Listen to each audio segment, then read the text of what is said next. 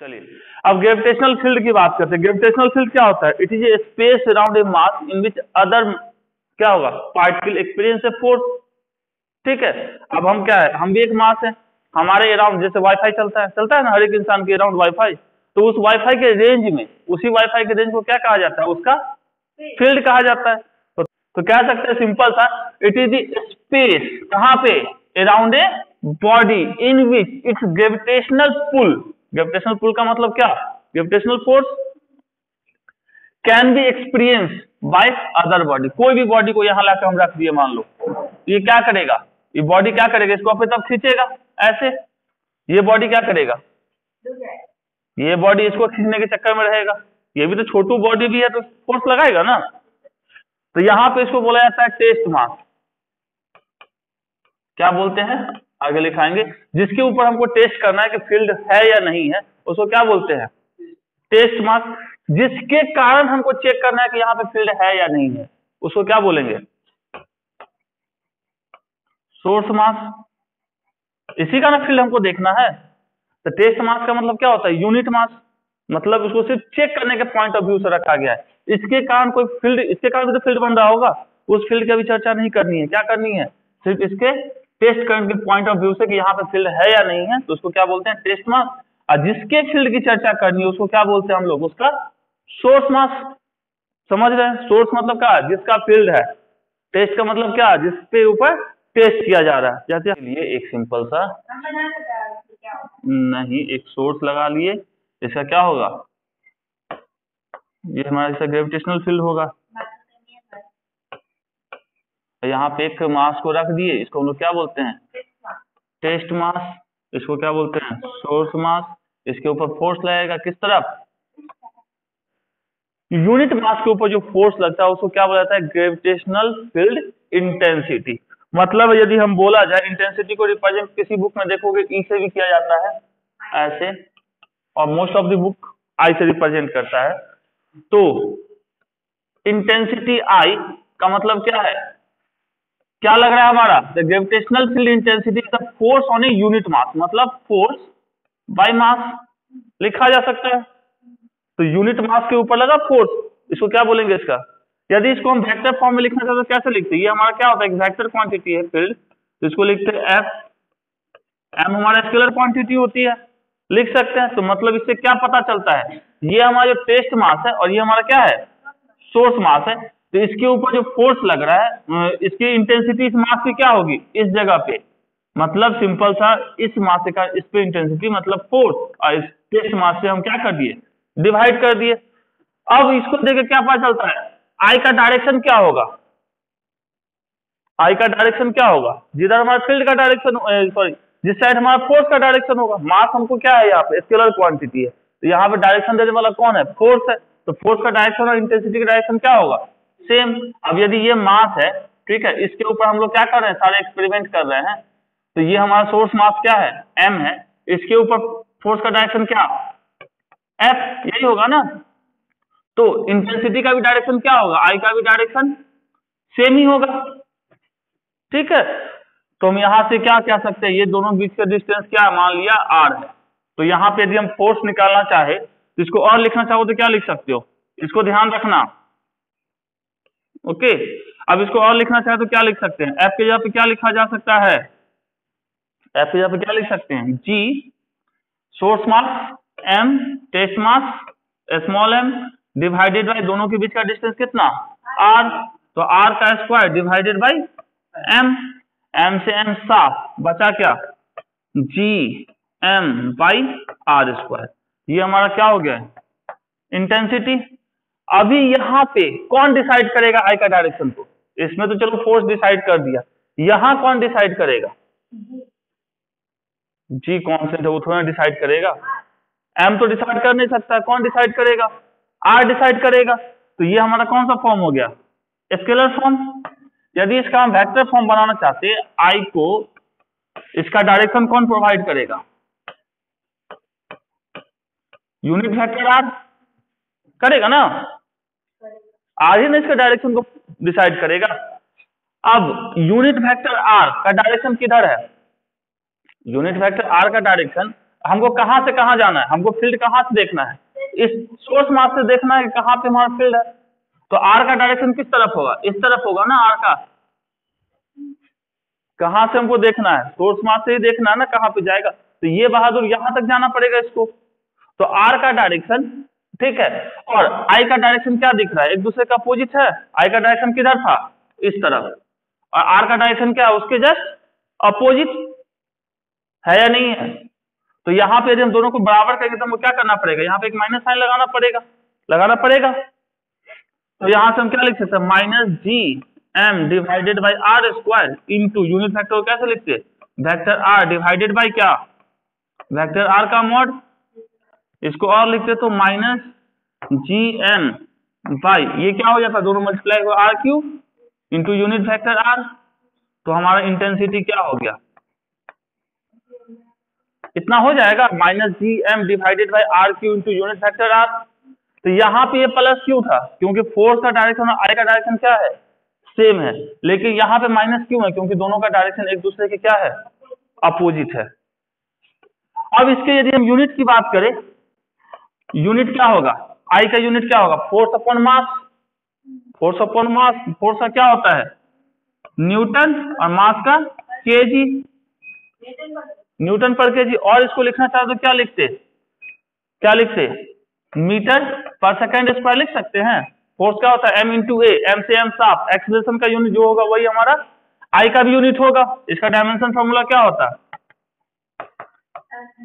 m0 L1 T minus 2।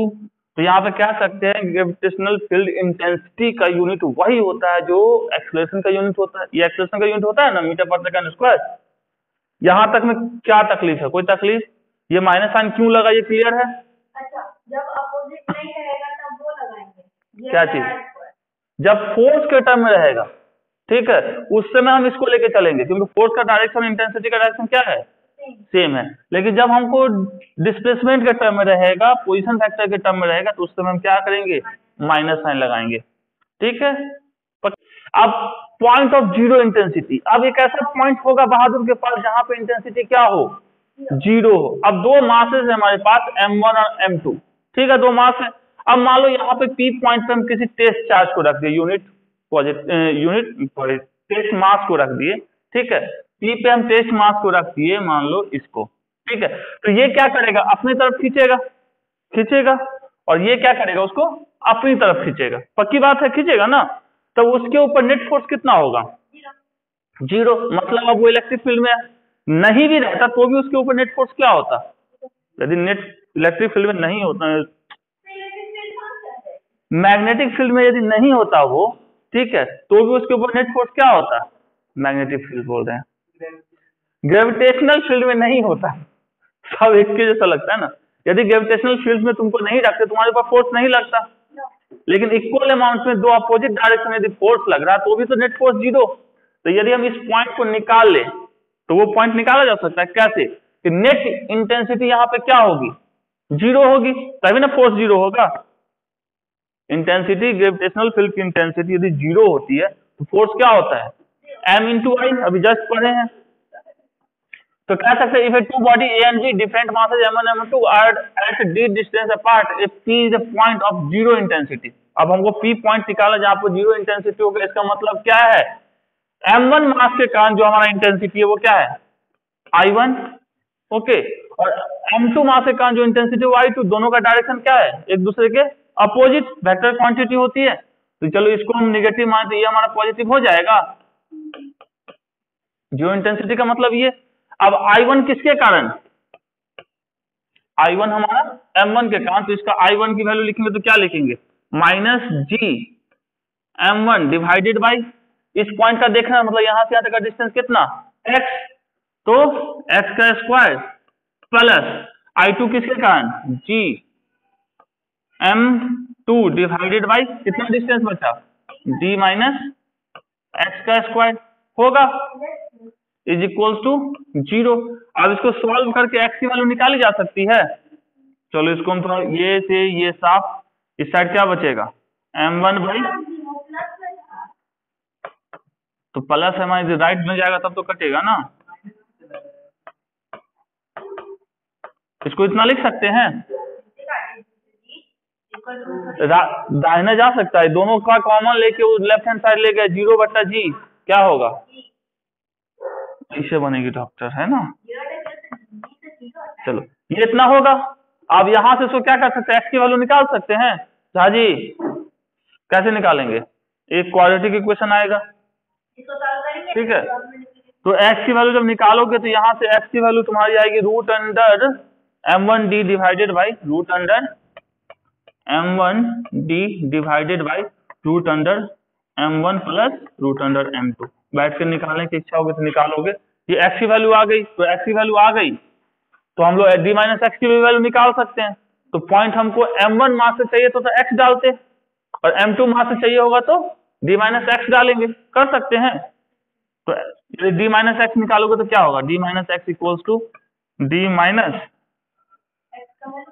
X की value put करेंगे m1 d divided by √m1 plus √m2। तो इसको solve करोगे तो तुम्हारा आ जाएगा √m2 d divided by √m1 plus √m2। ये कितना का वैल्यू हो गया, d माइनस एक्स, मतलब कहां से, m2 मास से डिस्टेंस, और ये x क्या है हमारा, x क्या है, m1 मास से डिस्टेंस। तो ये हम यहां लिखना चाहे तो लिख सकते हैं बाय सॉल्विंग, हमको x की वैल्यू इतनी आएगी और d माइनस एक्स की। तो जीरो इंटेंसिटी का मतलब क्या, नेट इंटेंसिटी वहां पर क्या हो, जीरो, और नेट इंटेंसिटी जीरो का मतलब क्या, वहां पर नेट फोर्स भी जीरो होगा, होएगा। इस मास के कारण इंटेंसिटी का डायरेक्शन इधर होगा ना, इस मास के कारण इस पॉइंट पे, अभी जस्ट बताए थे ना, यदि कोई मास है इस पॉइंट का हमको देखना है तो इंटेंसिटी का डायरेक्शन और फोर्स का डायरेक्शन क्या होगा, सेम होगा। लेकिन इस मास के कारण भी क्या होगा, इसके सेंटर की तरफ फोर्स लगाएगा, तो मतलब उस केस में यहाँ पे I2 की वैल्यू क्या होगी, इस डायरेक्शन में। अब हमारा F2 भी क्या होगा, इस डायरेक्शन में होगा, तो इसलिए दोनों का डायरेक्शन अलग अलग है, तो माइनस यूज किए हैं, एक के लिए माइनस एक के लिए प्लस। चलिए अब ये है gravitational force due to uniform, पहला हमारा सॉलिड स्फीयर, दूसरा स्फेरिकल शेल। शेल का मतलब क्या होता है, अंदर से क्या हो, वो जैसे फुटबॉल होता है ना उसको शेल कहते हैं, अंदर से खाली हो। तो सबसे पहले चलते हैं कहां से, किसी के भी केस में कहां चलेंगे, सेंटर से। स्फीयर और स्फेरिकल शेल के लिए क्या चीज, ग्रेविटेशनल फील्ड आई की वैल्यू देखना है। तो सबसे पहले हम चलते हैं कहां पे चले, सबसे पहले सेंटर से चलना शुरू करेंगे। जब इस डिस्टेंस से पहुंचेंगे, ठीक है, तो हमको क्या मिलेगा, इतना बड़ा मास मिलेगा इसमें, ये तो रहेगा ना। यदि ये पूरा सॉलिड है, यहाँ पे पॉइंट रहता तो हम क्या करते, यहाँ से यहाँ तक का डिस्टेंस मेजर करते, आर क्या होता है, यहाँ से वहां तक का डिस्टेंस। जब हम इसके अंदर यदि हैं, ठीक है, चलो बाहर ही रहते हैं, चलो यहीं से शुरू करते हैं। पॉइंट हम इसको क्या मान लिए, ए पॉइंट मान लिए, दूसरा हम पॉइंट मान लिए बी, और ये जो के अंदर चले गए उसको मान लिए सी। जैसे हमारा अर्थ हमारा क्या है, सॉलिड है, ऐसा हम लोग मानते हैं, है कि नहीं हो। तो जब ए पॉइंट पर रहेंगे, जब आर की वैल्यू, स्मॉल आर की वैल्यू ग्रेटर देन क्या हो, कैपिटल आर से, यहां तक का रेडियस क्या है हमारा, कैपिटल आर। तो जब हम कहाँ रहेंगे, आउटसाइड स्फीयर से, तो हमको यहाँ पे इंटेंसिटी क्या मिलेगा, आई इक्वल टू कितना, माइनस जी एम, इस बॉडी का मास क्या है, एम है, जी एम डिवाइडेड बाई यहां से लेके यहां तक का डिस्टेंस, यहां से यहां तक का डिस्टेंस कितना है, आर है, तो आर का स्क्वायर लिख सकते हैं, लिख सकते हैं, नहीं लिख सकते हैं। यदि यहां माइनस साइन क्यों लगाए, क्योंकि ये आर के टर्म में चल रहा है हमारा। अच्छा जी, यदि सरफेस पे आएंगे तो क्या होगा, यदि हम इसे सरफेस पे आ जाते हैं, ये हमारा केस नंबर 1, केस नंबर 2 हमारा क्या होगा, यदि सरफेस के ऊपर जाते हैं तो मतलब small R is equal to कितना, कैपिटल आर, तो हमारा आई की वैल्यू क्या हो जाएगी, minus G M divided by R square होगा। आर की वैल्यू अब कहां पहुंच गए, एट पॉइंट बी पे, सरफेस के ऊपर। अब पॉइंट 3 मतलब एट कहां पे, एट सी, ये कौन सा है, एट बी, और ये हमारा कौन सा है, एट ए। अब सब सरफेस के अंदर जाएंगे तो बाहर वाले मासेस को तो कोई फर्क नहीं है, उससे किससे मतलब है? Sir r equal to r कैसे हुआ है? यहाँ पे भी है, इस पूरे गोले का रेडियस कितना है? कैपिटल आर है, तो small R equal to capital R होगा, होगा या नहीं होगा? और यहीं पे यहाँ से यहाँ तक का डिस्टेंस लेंगे ना, ये जब पहले से हमको पता है ये आर है तो ये भी तो हमारा कैपिटल आर होगा। अब जब इसके अंदर हम चलते हैं तो क्या होगा? ये हम क्या मान के चलते हैं? यूनिफॉर्म है, क्या है यहाँ लिखे हुए है ना यूनिफॉर्म। यूनिफॉर्म का मतलब क्या है? थ्रू आउट एक जैसा रहेगा हमारा। तो जब यहाँ आएंगे तो क्या होगा? इस मास के कारण जो इंटेंसिटी होगा वही यहाँ पे चर्चा होगी। तो इस मास के वैल्यू कितनी होगी? या ऐसे निकाल सकते हो थर्ड वाले में, जब हमारा क्या था? जब हमारा कैपिटल आर रेडियस था, मतलब कैपिटल आर डिस्टेंस में यहाँ की बात करते, इंटेंसिटी हमको कितनी मिल रही थी? -gm डिवाइडेड बाई मिल रही थी। तो 1 यूनिट रेडियस पर कितनी मिलेगी? -gm/r² इंटू 1/r होगा। जैसे 5 रुपए में 10 मैंगो मिलते हैं तो 1 रुपए में कितने मिलेंगे? तो आर में इतना इंटेंसिटी मिल रहा था, 1 में कितना मिलेगा? इससे डिवाइड करेंगे। तो यदि 2 रुपए में चाहिए हुआ तो क्या करेंगे? तो हमको कितने रेडियस पे चाहिए? ये वाला आर पे। जब क्या है? स्मॉल आर की वैल्यू क्या है? कम है कैपिटल आर से, तो हमारा ये क्या हो जाएगा? तो जो हम स्मॉल आर पे चाहिए तो क्या होगा? -gm divided by r³ into R होगा इतना। अब आया समझ में? तो ये किसके लिए? तो हम सिंपल सा के लिखना चाहे, जब हमारा small R is greater than capital R तो हमारा आई की वैल्यू कितनी? आई की वैल्यू -gm/r²। यदि आर की वैल्यू स्मॉल आर की वैल्यू कैपिटल आर के बराबर हो जाए तो उस टाइम में इंटेंसिटी कितनी? -gm/r²। और यदि हमारा स्मॉल आर की वैल्यू इससे आर से कम हो जाए तो इंटेंसिटी कितनी हो जाएगी? -gm/r³ इंटू आर होगा। ये क्लियर है? अब हम किसकी बात करेंगे? हॉलो की। ये हमारा क्या है? हॉलो है। अब हॉलो की यदि हम बात करें, ये मान लो हमारा क्या है? हॉलो है, यहाँ इसका क्या है? सेंटर है। तो हॉलो के अंदर कोई मास होता है? नहीं होता अंदर मास। तो हमारा क्या ग्रेविटेशनल फील्ड आई की वैल्यू क्या होगी? अंदर में कहीं भी जाओगे तो हमको क्या मिलेगा? कोई मास ही नहीं है। इसमें क्या था? ये स्पेस लिए थे तो इसके अंदर ये मास था पूरा। लेकिन इस केस में यदि हम यहाँ पे सेंटर है हमारा तो यहाँ पे कोई मास है? ये सब तो पूरा खाली है, हवा भरा हुआ है, होता है। तो यदि हम आर की वैल्यू लेस देन क्या रखे? कैपिटल आर, तो इंटेंसिटी हमारी क्या हो जाएगी? 0। पहली बात, जो ही हम सरफेस पे जाते हैं, पहला। दूसरा हमारा क्या? सरफेस पे जाते हैं, मतलब ये हमारा पॉइंट कौन सा है? सी, ये वाला पॉइंट बी और ये वाला पॉइंट ए, ऐसा माने थे। जब सरफेस पे जाएंगे मतलब आर इक्वल टू कितना? आर।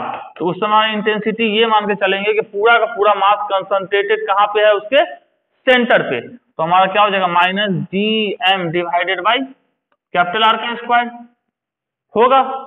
और जो ही हम तीसरा कहाँ जाते हैं? आर कहाँ हो? ग्रेटर देन आर, मतलब कहाँ? पॉइंट ए के ऊपर। तो हमारी इंटेंसिटी क्या हो जाएगी? -gm divided by. आसान है। ये क्वेश्चन 2000 कब पूछा है? 14 में। ठीक है। अब किसके लिए बोला जा रहा है? The dependency of intensive gravity of the earth with distance R from the centre of the earth. अब किसके लिए पूछा जा रहा है? अर्थ के लिए पूछा जा रहा है। अर्थ क्या होता है? सॉलिड या हॉलो? अर्थ हमारा सॉलिड होता है। सॉलिड के लिए भी जस्ट क्या पढ़े हैं? इंटेंसिटी। किसके लिए? जब हमारा आर लेस देन ये हो तो इंटेंसिटी कितना? -gm divided by r³ into R, पढ़े अभी जस्ट। तो यहां से लेके चले तो ये तो पूरा कांस्टेंट है। ये किसके ऊपर डिपेंड कर रहा है? छोटू वाले आर पे। तो जितना छोटू वाला आर बढ़ेगा आई की वैल्यू क्या होगी? बढ़ेगी। यहाँ आई को ई से रिप्रेजेंट किया है, तो मतलब ये क्या होगा? I is directly proportional to किसके? आर होगा। ये एक स्ट्रेट लाइन है। स्ट्रेट लाइन मतलब किसमें स्ट्रेट लाइन दिख रहा है? इसमें दिख रहा है, इसमें दिख रहा है, इस दोनों में नहीं दिख रहा है। ये दोनों क्या हो गया? खत्म। अब ये माइनस है या प्लस है? माइनस होगा क्योंकि आर के रिस्पेक्ट में है। तो ये भी हमारा क्या, यहाँ से ऊपर जाने का मतलब क्या, ई की वैल्यू पॉजिटिव होनी चाहिए थी, होगी ना, तो ये वाली सही है, तो एक से ही हमारा कहानी खत्म हो गया। तो आंसर क्या होगा? किसके लिए बोला जा रहा है? Centre of the earth. Earth के रिस्पेक्ट में बोले थे, अर्थ हमारा क्या होता है? सॉलिड होता है। सॉलिड के लिए इनसाइड यदि हम सरफेस जाएंगे तो हमारा फॉर्मूला भी जस्ट निकाले थे, I = -gm/r³ into R. R भी कांस्टेंट, जी भी कांस्टेंट, एम भी कांस्टेंट, तो आई किसके प्रोपोर्शनल होगा या ई किसके प्रोपोर्शनल होगा? आर के होगा। ये पूरा कांस्टेंट है ना, तो ये आर के प्रोपोर्शनल होगा, तो आर की वैल्यू बढ़ाएंगे तो आई की वैल्यू बढ़ेगी। अब ये कौन सा लीनियर इक्वेशन है, तो लीनियर इक्वेशन में स्ट्रेट लाइन बनता है, तो ये हमारा स्ट्रेट लाइन बना। ये निगेटिव साइन है इसलिए निगेटिव की तरफ जाएगा। ये क्या है? कर्व है, ये भी कर्व है, दोनों तो ऐसे ही साफ, ये भी स्ट्रेट लाइन, ये भी स्ट्रेट लाइन, लेकिन यहाँ पर क्या है? माइनस साइन लगा रहता है डिस्प्लेसमेंट के रिस्पेक्ट में, तो ये भी गलत क्योंकि ये प्लस जा रहा है। ये हमारा सही, इसी से हमारा आंसर मिल गया। आसान था तो पढ़ने के बाद ना आसान हुआ। दूसरा हमारा किसके लिए है? Which of the following plots represent the variation of gravitational field on the particle with distance R due to thin spherical shell. Shell बोला जा रहा है, सेल के केस में बोला जा रहा है आर के रिस्पेक्ट में हमारा क्या होगा? फोर्स की वैल्यू क्या होगी? आर के रिस्पेक्ट में फोर्स की वैल्यू क्या होती है? इंटेंसिटी के टर्म तो जान रहे हैं हम लोग, इंटेंसिटी जब small R less than R होता है तो इंटेंसिटी क्या होती है? 0। तो फोर्स भी हमारा क्या होगा? किसमें 0 है? फोर्स जब 0 से चलना शुरू किया, इसमें भी है कुछ वैल्यू, खत्म, इसमें भी कुछ वैल्यू बढ़ते जा रहा है, खत्म, इसमें भी खत्म। कितना आसान था।